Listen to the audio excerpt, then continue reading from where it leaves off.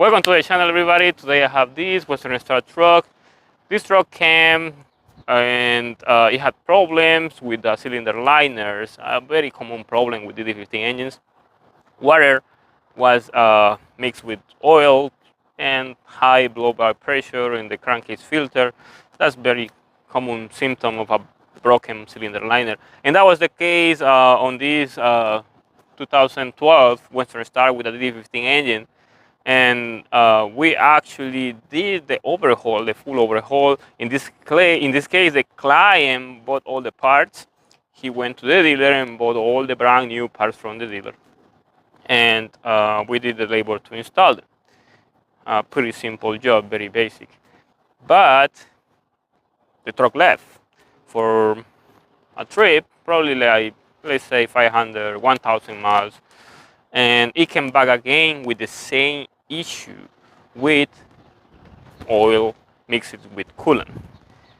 High crankcase pressure was another issue, and that was pretty rare because we actually did repair all the cylinder liners. We replaced all the cylinder liners, and basically the problem was corrected, but it came back again. So the customer came, he was complaining about the same problem that he had before. He was very mad, he was very frustrated, and this was happening, and it's understandable because he already paid a significant amount of money to repair the truck, and now he's having the same issue.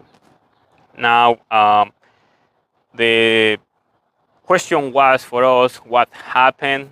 What happened here? What was the issue? So after we took the engine apart, we found out that we have a broken cylinder liner again. After we replaced all the cylinder liners, brand new cylinder liners from the factory, there was a broken one after one trip, after probably like 1,000 miles, as I said before.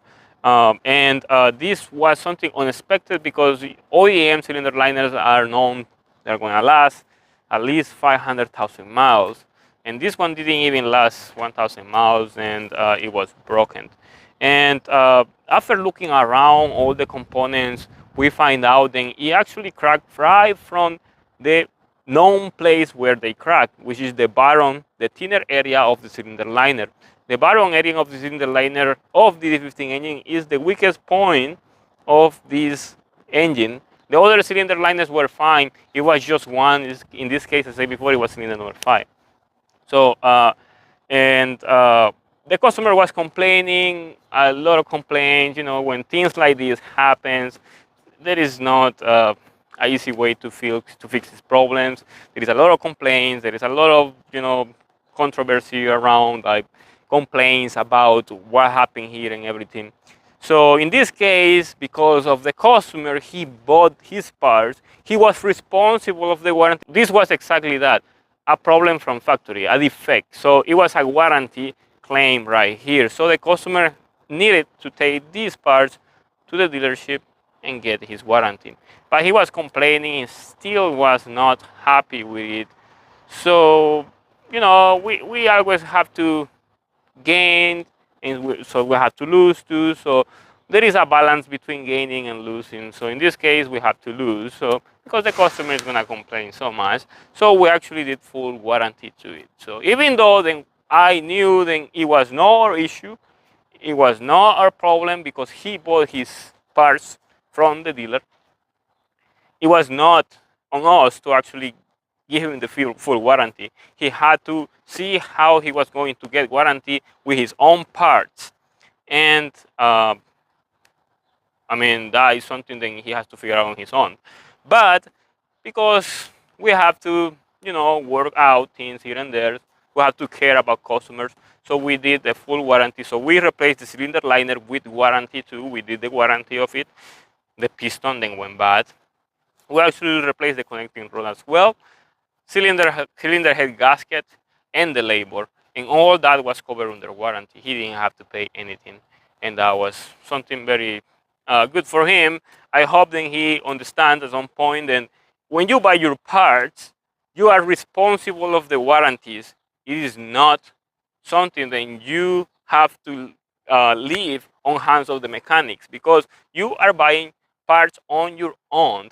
So that means that you are not going to be claiming or actually leaning on someone if there is a warranty claim. So when you buy your parts, you actually responsible for all the defects that these are going to present at any time.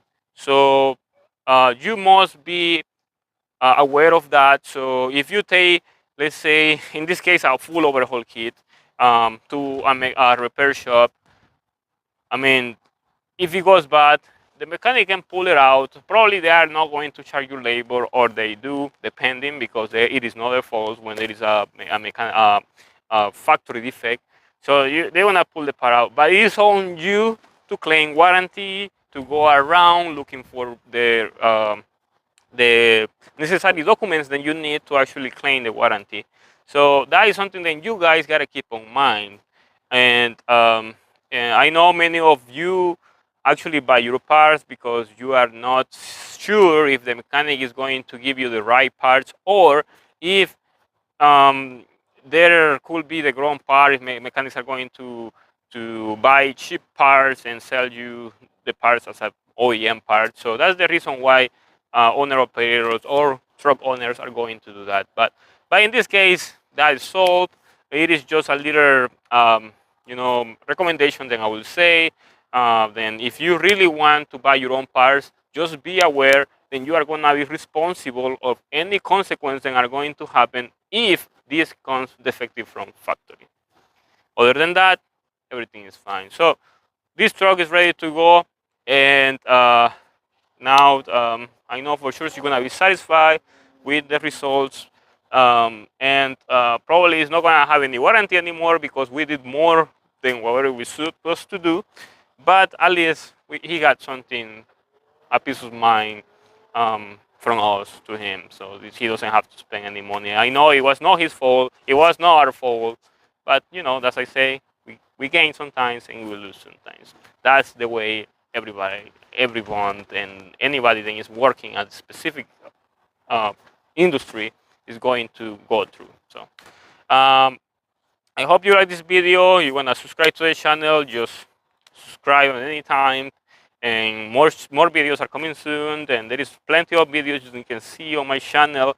You can look and find me on Instagram as franciscoamaya. YouTube, you can see the description of the video where I have details how to send support to the channel.